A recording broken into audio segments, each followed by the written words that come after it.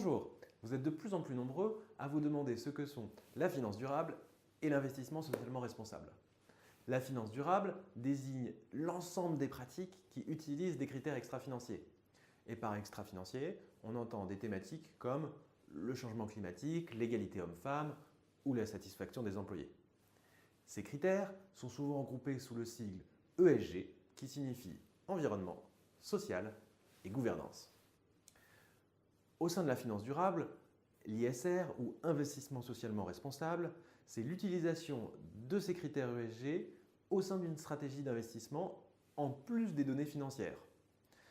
L'ISR a connu une forte croissance ces dernières années avec en particulier l'attention portée par les investisseurs après la COP21.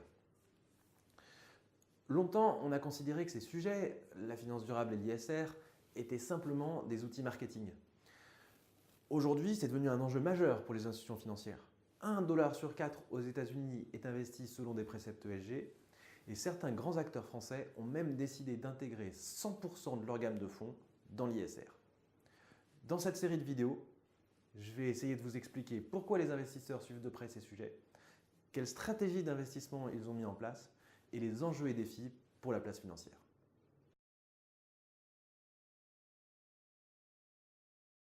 Les investisseurs ont adopté l'ISR pour plusieurs raisons. D'abord, c'est par éthique et désir de transparence. Le fait de récupérer des données environnementales ou sociales permet d'obtenir plus d'informations de la part des entreprises et donc de garder le contrôle des placements. L'objectif, c'est de pouvoir aussi avoir un impact plus direct sur la société. Parce qu'en demandant ces critères ESG, on va pouvoir influencer la stratégie des entreprises. L'ESG, ça sert aussi à réduire le risque financier extrême, le risque de faire des sous-performances rapidement.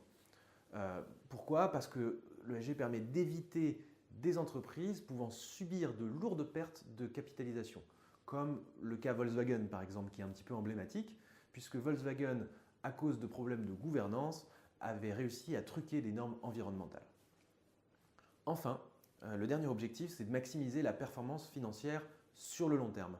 Parce que les investisseurs sont de plus en plus convaincus que prendre en compte ces critères dans la stratégie d'une entreprise, ça maximise les chances de surperformance sur le long terme.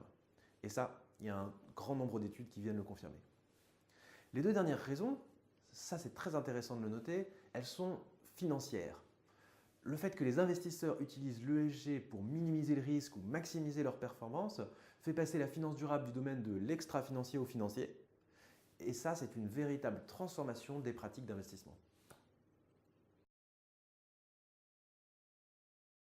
Les données ESG sont obtenues par les investisseurs selon plusieurs moyens.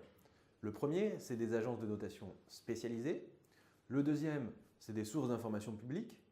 Et le troisième, c'est un dialogue direct qu'elles peuvent décider d'instaurer avec les entreprises. Elles récoltent des données de plusieurs ordres. D'abord des données quantitatives et qui sont plus ou moins brutes. On a par exemple le taux de satisfaction des employés, l'empreinte carbone ou le nombre de femmes dans un conseil d'administration. Ces données brutes, elles sont utilisées pour créer ce qu'on appelle des notes ou des ratings qui servent à comparer les entreprises les unes entre les autres dans un même secteur. Enfin, on a des indicateurs type indicateurs de controverse qui peuvent servir à détecter des cas comme Volkswagen. Plus l'indicateur de controverse est haut, et plus je vais éviter une entreprise. L'innovation financière sur l'ESG, elle est très importante. C'est pourquoi on a un ensemble de métriques beaucoup plus sophistiquées, en particulier sur le climat, qui peuvent servir à mesurer des choses comme le risque carbone ou l'alignement des investissements avec les objectifs de limiter le réchauffement climatique à 2 degrés. Dans les prochaines vidéos, nous allons étudier les stratégies d'investissement, la mesure du risque climat et les enjeux pour la place financière.